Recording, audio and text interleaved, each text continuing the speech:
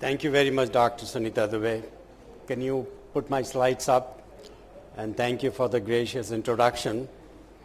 My subject is different than what you have been listening to, but we all face that, and it's important to understand about the narrow-angle glaucoma. Yeah, that's the one.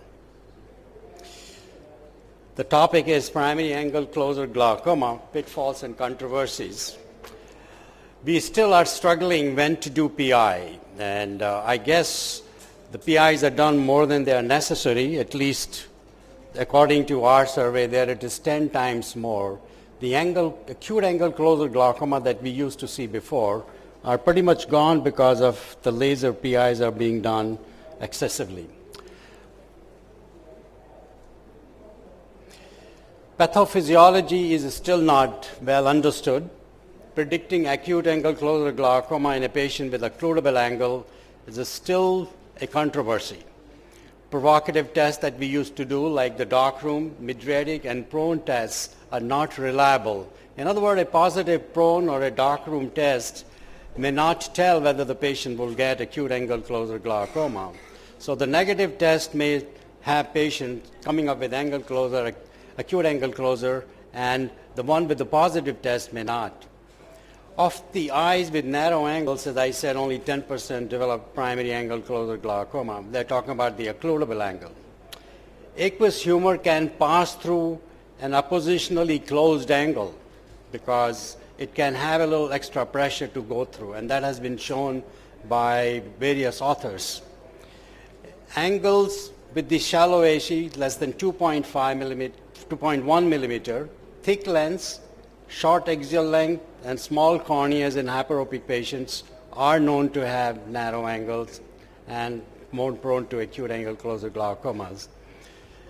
Angle closure glaucoma is not commonly seen before the age of 40. It doesn't mean it cannot happen.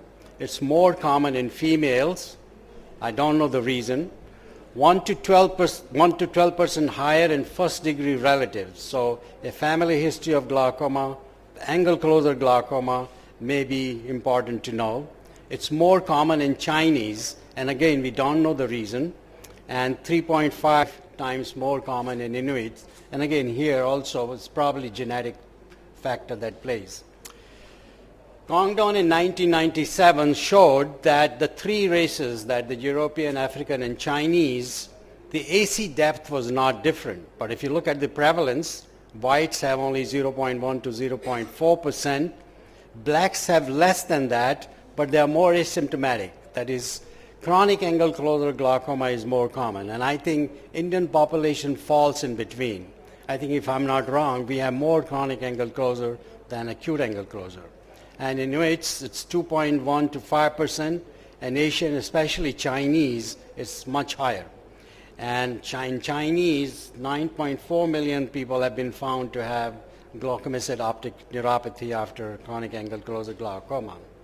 Two things have been shown by Harry Quigley. One is that angle closure subjects have less iris volume loss with pupil dilatation. In other words, when the pupil is dilated, you will presume that the iris volume should go down to prevent angle closure. But it is more common with the patient who have angle closure glaucoma. Also, choroidal thickness changes after water drinking is greater in angle closure than in open angle eyes. So there may be some dynamic behavior of the choroid which may play a role in angle closure process. Now these are all theories, but we don't have all the proofs.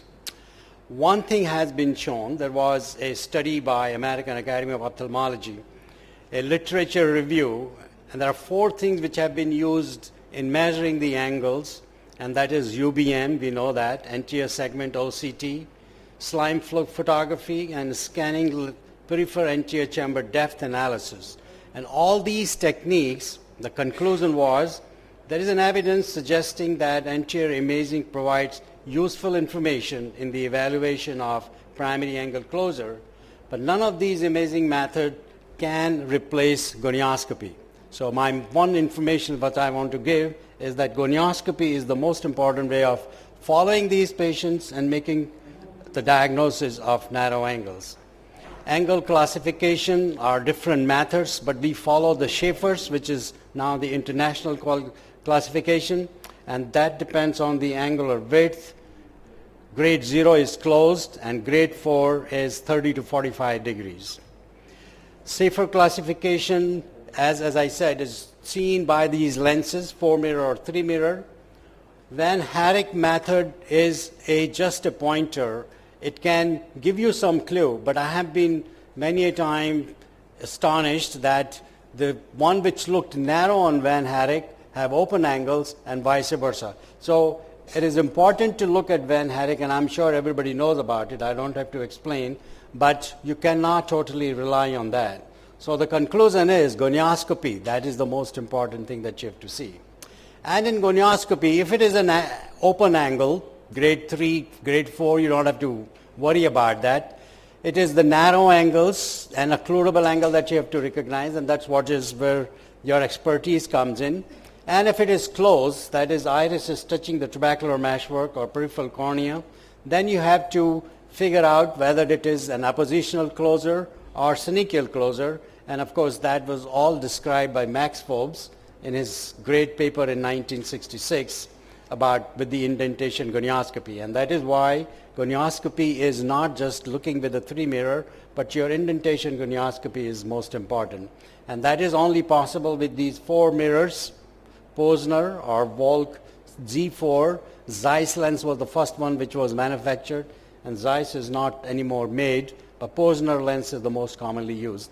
And this you can see that pre and post indentation. If you look on the left side, it looks like that's the trabecular meshwork, but it was pigment on the Schwalbe's line. So when you indent, you see the meshwork behind it, and sometimes you can confuse. And I've seen patients being referred with this kind of an angle called to be as an open angle, and they turn out to be really closed angles. Now, once you have seen it is a closed angle, then you have to assess whether it is peripheral anterior synechial closure or to assess the peripheral anterior synechias, the way it is done is an indentation.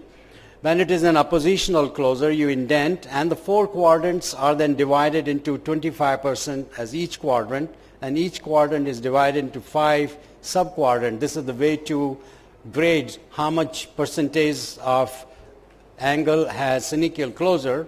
And if you look in the second diagram, you can see that inferior mirror is showing the upper angle, and it is less than half of it, which is equivalent to about 10%. And the last one is more than half, is equivalent to 15%.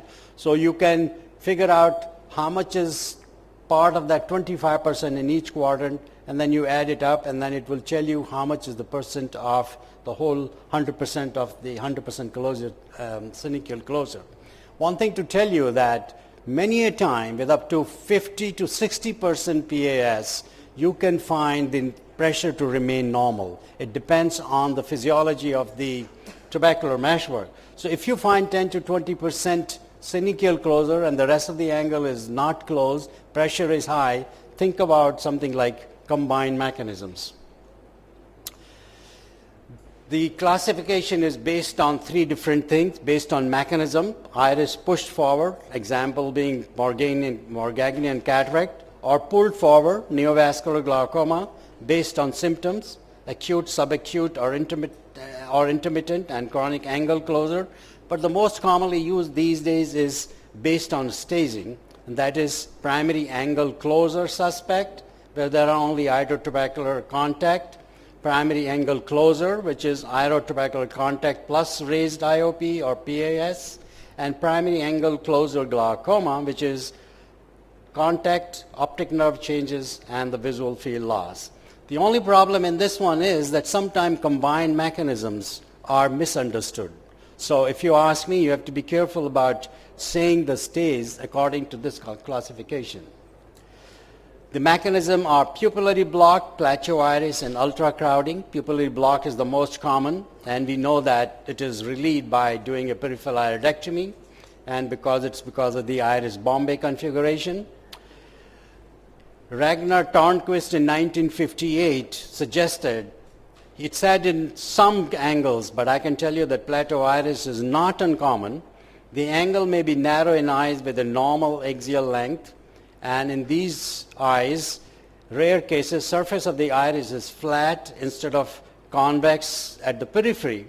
And it means that the central AC is normal depth, but in the periphery you may find iridotrabecular contact, and that has been postulated to be because of the anterior rotation of the ciliary processes or prominent ciliary processes, and this is called plateau iris.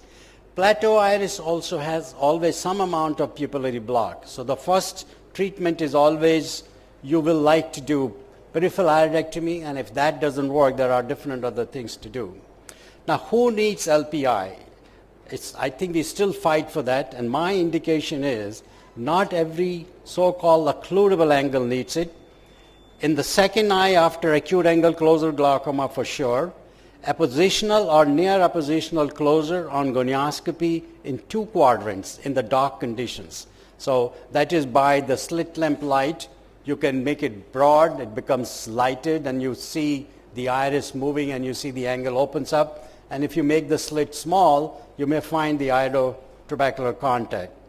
If the anterior chamber depth is less than 2 millimeter, strong family history of acute angle closure glaucomas, or history of subacute angle closure, that is the patient comes and complains to you in a narrow angle that gets intermittent attacks in the form of rainbow colors or headaches, you may look into that. If you start to see peripheral anterior synechial formation and that progresses. And the lastly, which is little controversial, but yes, if it is an occludable angle, patient needs repeated dilatation, like for diabetes mellitus, you want to do that as a preventive so that the patient may not run into angle closure attack. Treatment of plateau iris, as I told you before, laser iridotomy is still the most common one, first one to do, and then iridoplasty has been done, but in my opinion, iridoplasty doesn't last for long. The lens extraction may be the next thing, because the normal length is about 4 to 5 millimeter and the IOL is only 1 millimeter, so there is more space after the IOL. And we are now reaching to a stage that clear lens extraction has been started, at least in the Asian patients in China and Singapore, and there are a lot of papers on that. We don't do that in United States yet, but yes, there are more people moving towards doing clear lens extraction if you find the angle doesn't open. And these are mostly patients with the plateau iris configuration. Trabeculectomy is done if there is a damage to, depending on how much damage is there to the optic nerve, and phacotrab also on the same basis, how much damage is there to the optic nerve. But yes, lens extraction alone in narrow angles with early damage to the optic nerve and synechial closure is still a good choice to make. Thank you very much.